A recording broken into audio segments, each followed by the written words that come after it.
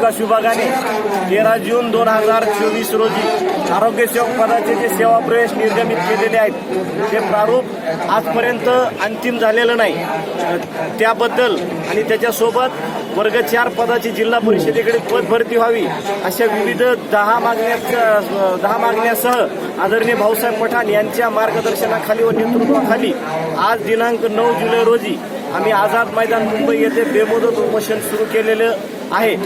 या आंदोलनाची जर शासनाने दखल घेतली नाही तर भविष्यात यापेक्षाही तीव्र आंदोलन करणार आहोत असं या ठिकाणी मी सांगतो। या ठिकाणी आज राष्ट्रवादी काँग्रेस शरद पवार गटाचे तरुण तडफदार नेते आदरणीय रोहितदादा पवार साहेब यांनी आमच्या आंदोलनाला भेट दिली व त्यांना निवेदनाच्या माध्यमातून आमच्या ज्या काही मागण्या आहेत त्या मागण्या विधानसभेच्या या पावसाळी अधिवेशनामध्ये आपण मांडाव्या, त्याबद्दल लक्षवेधी सूचना करावी अशा स्वरूपाची आम्ही विनंती केली। वर्ग 4 पदाची भरती असेल किंवा आरोग्य सेवक पदाचे सेवा प्रवेश नियम असतील, तसेच आमच्या वर्ग 4 पदाच्या कालबद्ध पदोन्नतीचे विषय असतील, या तीनही विषयाला आम्ही हात त्यांनी घालावा आणि आम्हाला न्याय मिळवून द्यावा अशा प्रकारची विनंती आम्ही रोहितदादा पवार साहेबांना केलेली आहे।